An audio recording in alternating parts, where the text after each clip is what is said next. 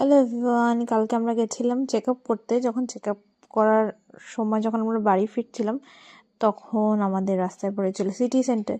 So ওখানে খুব গান বাজছিল, তো আমি ভাবলাম চলো তাহলে ঘুরে আসা যাক। এত দূর যখন আসলাম তাহলে একটু ভিতরটা দেখে আসি, কেন কি কালকে আমি জানি সিটি সেন্টারে না সবসময় মানে কোনো অকেশন, স্পেশাল অকেশন থাকলে একটা মানে ফটো জোন ক্রিয়েট করা হয়, তো ওটা দেখার জন্যই আমি স্পেশালি গেছিলাম।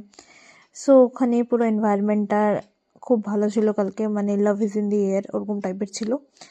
সো সব কিছু ভালো লাগলো দেখতে, সবাই ওখানে দাঁড়িয়ে দাঁড়িয়ে ফটো তুলছিল।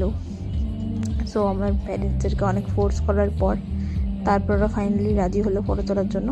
আর এটা হলো সেই স্টেজটা যেখানে কিনা প্রোগ্রাম শুরু হবে। তো আমরা প্রোগ্রাম দেখতে পাইনি, তাও আপনাদেরকে দেখাচ্ছি।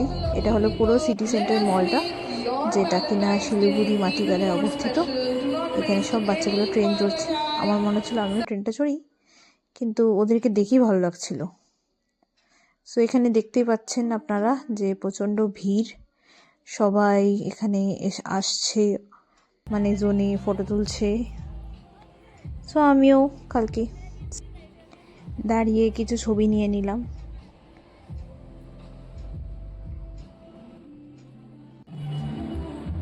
দেন ফাইনালি আপনাদেরকে দেখাচ্ছি যে পুরো জায়গাটা কিভাবে মানে কত সুন্দরভাবে সাজানো হয়েছিল, মানে খুব ভালো লাগছিল দেখতে।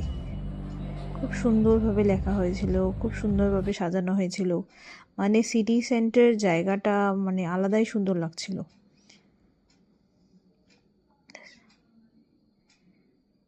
সো এখানে কিছু কিউট কিউট বেবিসরা হর্স রাইডিং করছিল।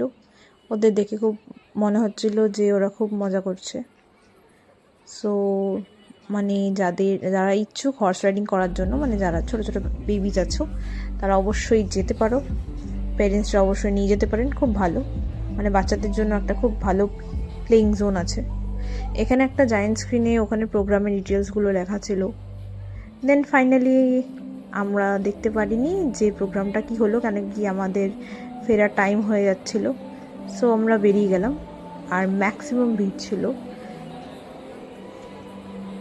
সিটি সেন্টারে অবশ্য সবসময় ভিড় থাকে, কিন্তু কালকের দিনে মানে যেহেতু স্পেশাল ডে অবশ্যই, তো সিসিতে তো ভিড় হবেই।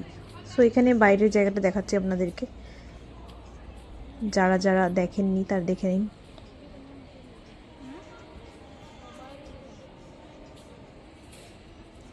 এখানে বসার জায়গাগুলো খুব ভালো। আর এখানে ইউজুয়ালি যখন সামার টাইমস থাকে না, এত সুন্দর হাওয়া হয়, সো মনে হয় ওখানে বসেই থাকি। সো এখানে অনেকগুলো স্টল ছিল, কিন্তু সব জায়গায় খুব ভিড় ছিল কালকে, আর লেটও হয়ে যাচ্ছিল। ও জন্য আমরা ফাইনালি চলে গেলাম বার্গার কিংয়ে। ওখান থেকে ফটাফট আমাদের খাবারটা প্যাক করালাম, আর আমরা ট্রেনের জন্য রওনা দিয়ে দিলাম, কেন কি আমাদের ম্যাক্সিমাম লেট হচ্ছিল। বার্গার কিংকে বাই বাই করে এখন আমরা বাড়ির দিকে রওনা দিয়ে দিলাম। সো বাই, আবার দেখা হচ্ছে নেক্সট ভিডিওতে। ভালো লাগলে সাবস্ক্রাইব করে দেবেন আমার চ্যানেলকে। Thank you, lots of love, by.